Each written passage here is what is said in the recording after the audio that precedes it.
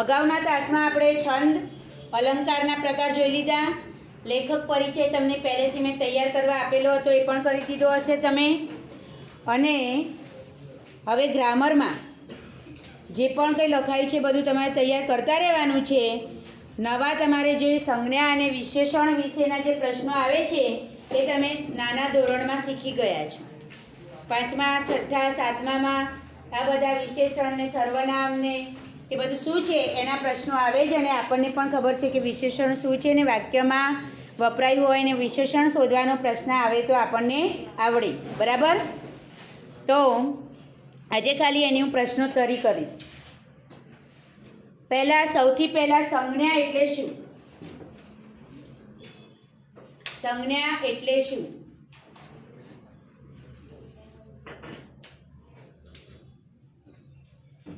પાંચમા ધોરણથી સંજ્ઞા વિશે અભ્યાસ કરવાનો આવે. પ્રકાર ખબર છે સંજ્ઞાના?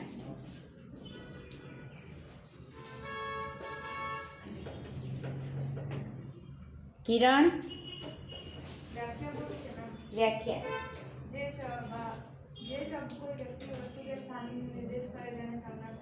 વ્યક્તિ, વસ્તુ કે સ્થાનનો નિર્દેશ કરે એ સંજ્ઞા. સંજ્ઞાના પ્રકાર. માહી,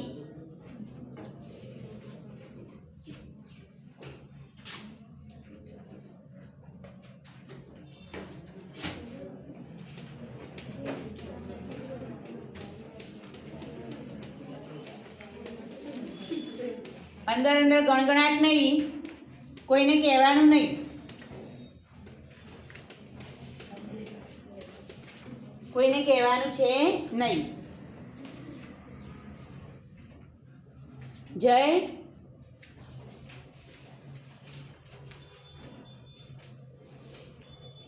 સંજ્ઞાના પ્રકાર. પ્રિન્સ,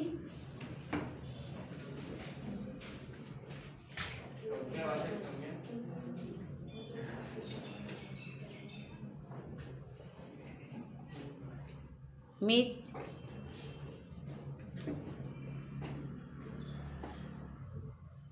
ઉદય,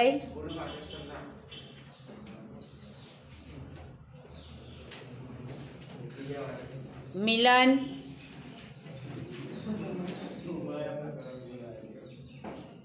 જ્યારે તમને મેં જવાબ બોલવાનો કહ્યો ત્યારે જ બોલવાનું. પછી બીજા સ્ટુડન્ટ્સને હું ઊભા કરતી હોઉં ત્યારે વચ્ચે પછી નહીં બોલવાનું. તમને જ્યારે જવાબ બોલવા માટે ઊભા કર્યા એ વખતે આવડતું હોય તો બોલી જવાનું. આમે તમે બોલેલો જવાબ તો ખોટો જ છે, પણ પછી બોલે નહીં રાખવાનું બીજાને ઊભા કરવું એટલે. દિશાન, વ્યક્તિવાચક, સમૂહવાચક, ભાવવાચક,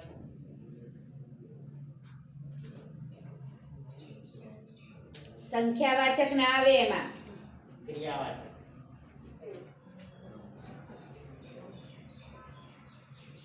તોફીક,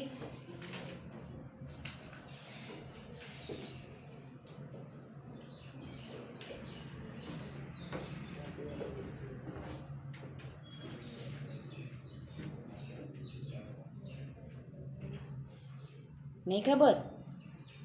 સંજ્ઞાના પ્રકાર તો ખબર હોય બેટા, 5મા ધોરણથી આપણે ભણતા આવ્યા છીએ. તો હવે 10મા ધોરણમાં એ પ્રશ્નો આવે જ છે તમારે. સંજ્ઞા ઓળખાવો, વિશેષણ ઓળખાવો. બેસી જાઓ.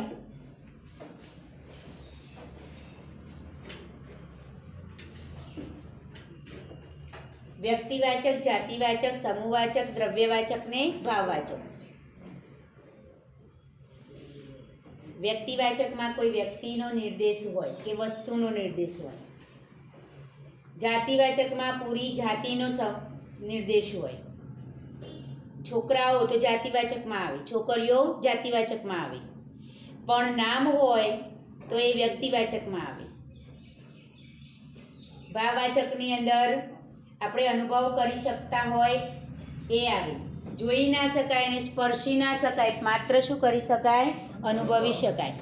દશા અને અવસ્થા, દશા અને અવસ્થા પણ ભાવવાચક સંજ્ઞામાં આવે.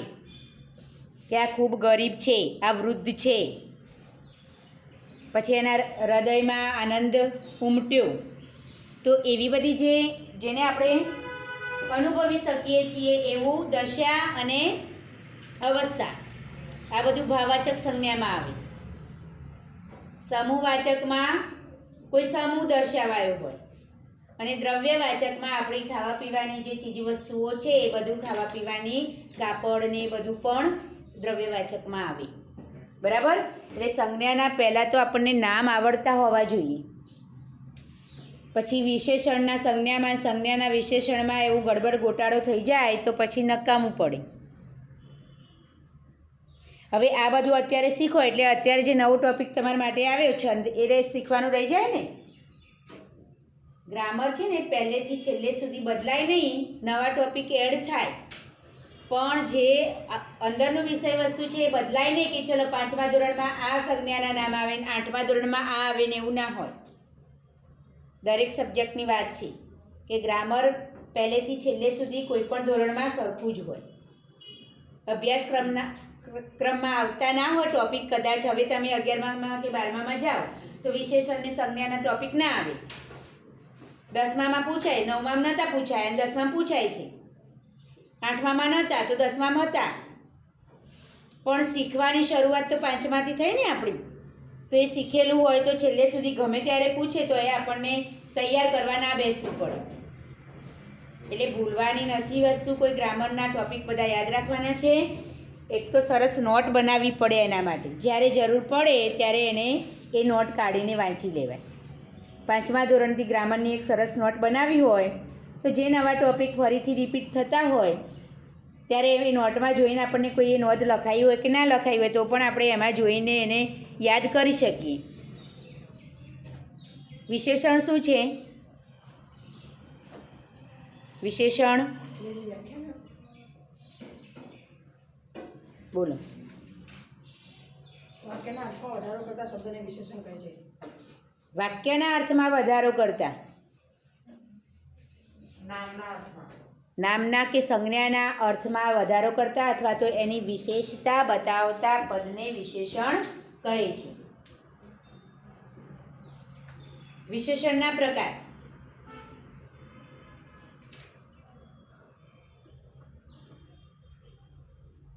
એક કામ કરું, આજે સંજ્ઞા વિશે લખાઈ દઉં, કાલે વિશેષણ લઈશું એટલે બધું ખીચડો ના થઈ જાય. હમણાં થયું હતું ને ખીચડો, સંખ્યાવાચક ને એ બધું વિશેષણમાં આવે. કારણ કે તમારી પાસે નોંધ તો હશે નહીં, બધું પસ્તીમાં જવા દીધું હશે હે ને. ચલો લખો સંજ્ઞા. હા,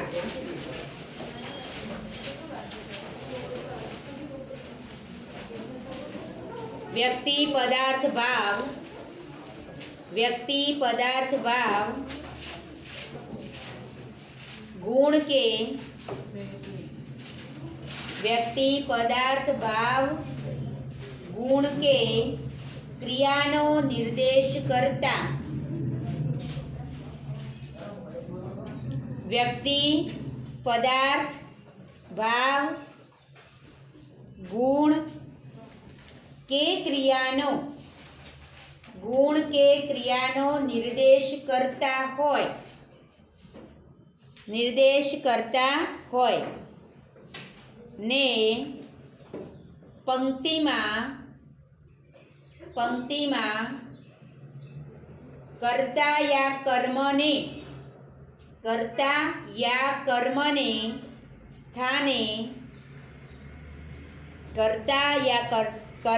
સ્થાને આવી શકતા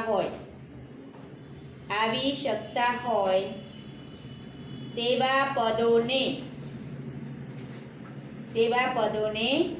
સંજ્ઞા પદો કહે છે. દાખલા તરીકે નદી, પર્વત,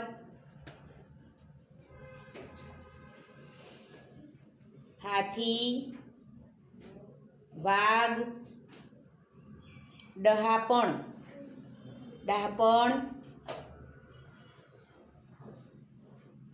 વગેરે. સંજ્ઞાના 5 પ્રકાર.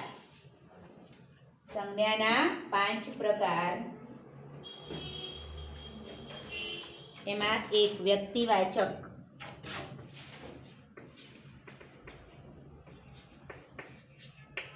વ્યક્તિવાચક સંજ્ઞા.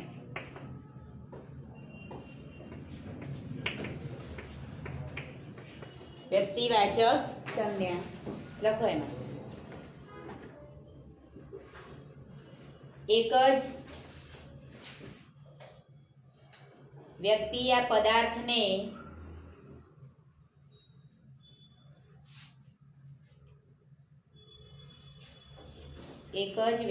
પદાર્થને ઓળખવા માટે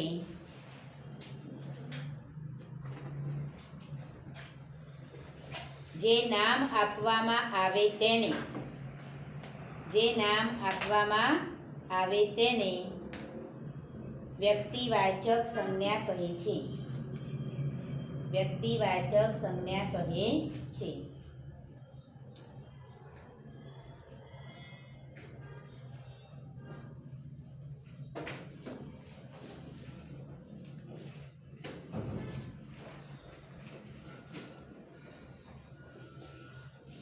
ઉદાહરણ લખો.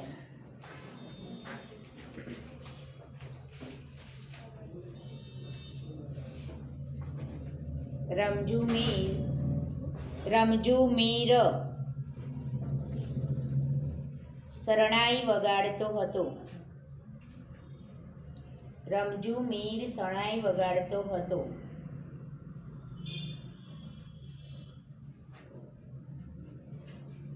ગંગા નદીને કાંઠે. બીજું ઉદાહરણ. ગંગા નદીને કાંઠે યાત્રાધામો આવેલા છે. યાત્રાધામો આવેલા છે. તો આ બંને ઉદાહરણમાં વ્યક્તિવાચક સંજ્ઞા શોધવાની કહ્યું હોય તો રમજુ મીર અને ગંગા. અંડરલાઈન કરી દો ત્યાં. રમજુ મીર અને ગંગાની. નંબર 2 જાતિવાચક સંજ્ઞા. જાતિવાચક સંજ્ઞા.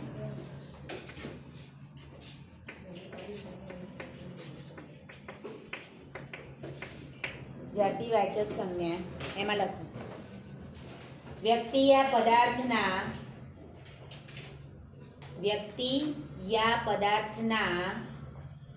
સમગ્ર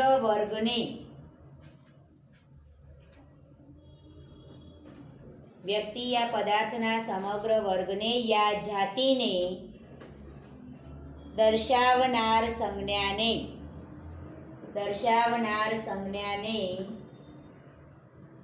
જાતિવાચક સંજ્ઞા કહે છે.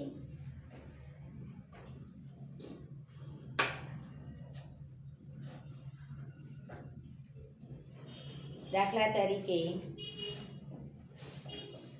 છોકરાઓ મેદાનમાં રમે છે.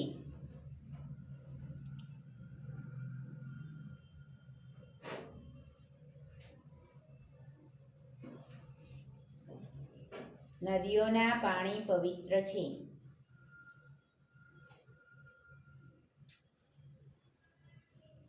તો આમાં જાતિવાચકમાં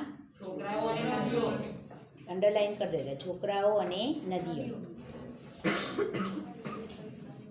એ સિવાય ફૂલ, પ્રાણી, માણસ, પર્વત. શું? નદીઓના પાણી. હા, તો નદીઓ એ શું છે? જાતિવાચક સંજ્ઞામાં આવશે. બરાબર. ટૂંકમાં નદી પાછળ પછી કોઈ બી પ્રત્યય હોય. વ્યક્તિવાચકમાં ના આવે છોકરાઓ, જાતિવાચકમાં આવે. કોઈ નામ આપેલું હોય તો વ્યક્તિવાચકમાં આવે. ચલો લખો. એ સિવાય ફૂલ, પ્રાણી, માણસ. ફૂલ, પ્રાણી, માણસ, પર્વત. ફૂલ, પ્રાણી, માણસ, પર્વત વગેરે જાતિવાચક સંજ્ઞા દર્શાવે છે.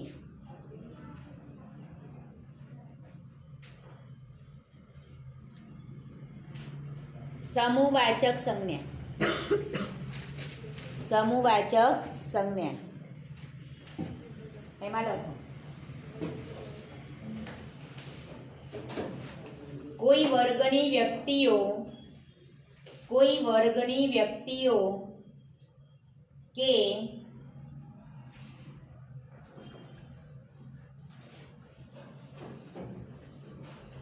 પદાર્થોના સમૂહને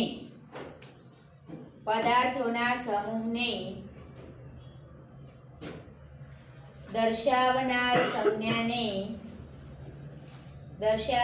સંજ્ઞાને સમૂહવાચક સંજ્ઞા કહે છે.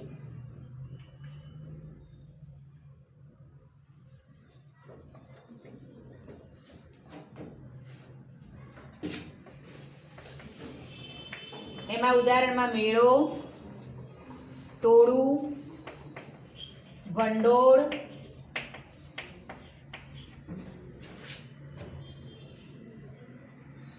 હરોળ, ફોજ, સમુદાય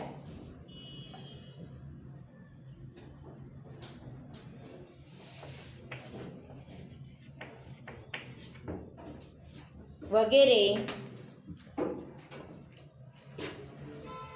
સમૂહવાચક સંજ્ઞા દર્શાવે છે.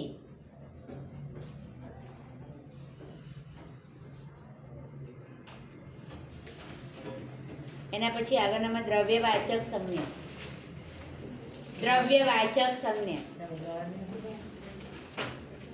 આ બધા શબ્દો જેમાં હોય માણસોનું ટોળું, માણસોનો સમૂહ, પછી લશ્કર, ફોજ, પછી હરોળ, વિદ્યાર્થીઓ હરોળમાં ઊભા છે તો મેં ખાલી તમને શબ્દો લખાવે. પછી દ્રવ્યવાચક સંજ્ઞા. દ્રવ્ય રૂપે જે પદાર્થો જથ્થામાં જોવા મળે તેમને દર્શાવતી સંજ્ઞા એટલે દ્રવ્યવાચક.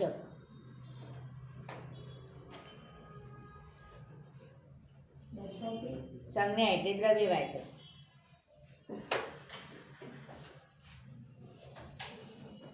એમાં દાખલા તરીકે તેલ, તેલ,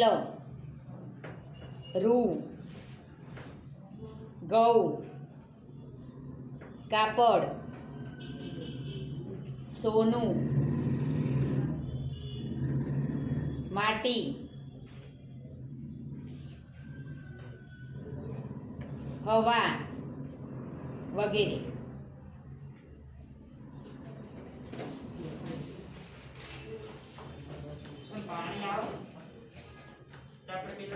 ભાવવાચક સંજ્ઞા.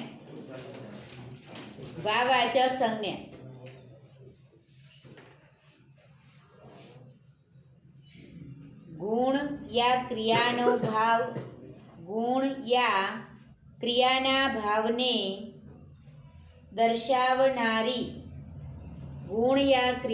ભાવને દર્શાવનારી જે સંજ્ઞા હોય તેને ભાવવાચક સંજ્ઞા કહે છે.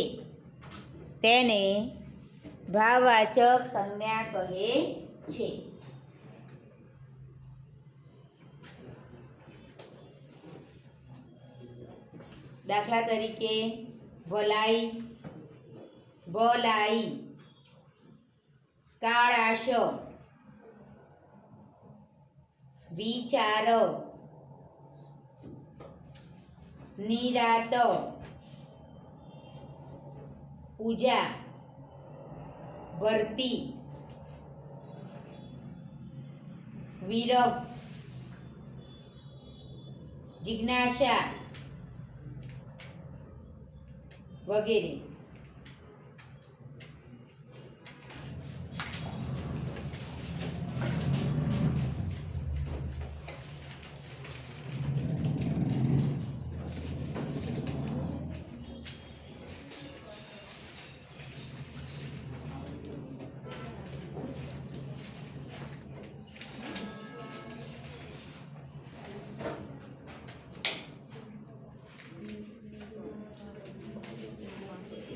હવે વિશેષણ. વિશેષણ આવે ને, ક્રિયાપદ પરથી બનેલું હોય તો એ ક્રિયાવાચક. પણ મુખ્ય કીધા મેં તમને, મુખ્ય જે પ્રકારો આપણે છે એ, બરાબર. વિશેષણ, એમાં વિશેષણ કોને કહેવાય એ લખો. એમાં ને એમાં નીચે ખાલી વાંચવા માટે તમારે લખવાનું છે ને નામ યાદ રાખવા માટે. સંજ્ઞાના અર્થમાં વિશેષતા લાવનાર, સંજ્ઞાના અર્થમાં વિશેષતા લાવનાર પદને, વિશેષતા લાવનાર પદને વિશેષણ કહે છે.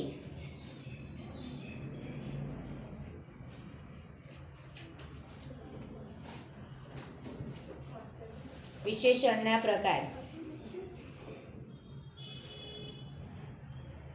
વિશેષણના પ્રકાર એમાં ગુણવાચક વિશેષણ. ગુણવાચક વિશેષણ, જે વિશેષણ સંજ્ઞાનો ગુણ દર્શાવે છે તે, સંજ્ઞાનો ગુણ દર્શાવે છે તે. પ્રિય, ઉદાહરણ તરીકે પ્રિય, વહાલું, ચતુર, શાણું,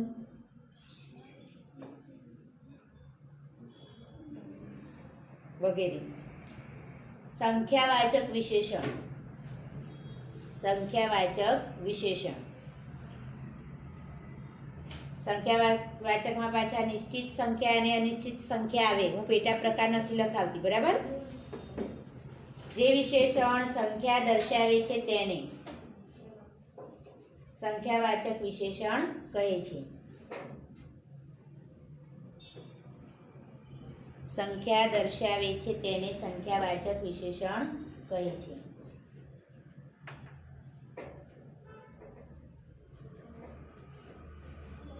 દાખલા તરીકે 1, 2, 8, 10 વગેરે. એના પછી ક્રમવાચક.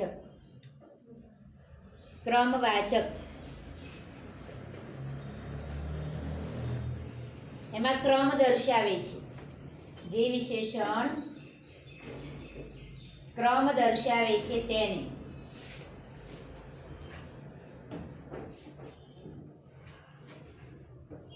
એમાં પહેલું, બીજું, આગળનું, પાછળનું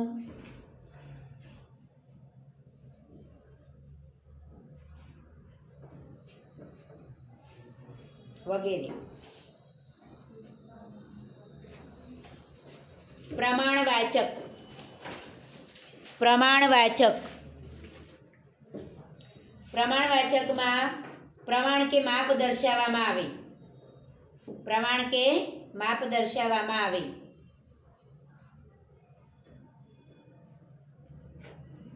થોડું, ઘણું, આટલું, તેટલું, આખું, અડધું વગેરે.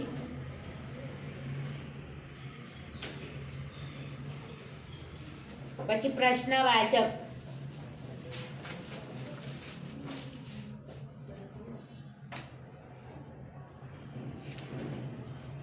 પ્રશ્ન પૂછવા માટે જે શબ્દો વપરાય છે, પ્રશ્ન, જે વિશેષણ પ્રશ્નાર્થમાં વપરાય છે, જે વિશેષણ પ્રશ્નાર્થમાં વપરાય છે તે. તો શું, કર્યું, કેવું વગેરે.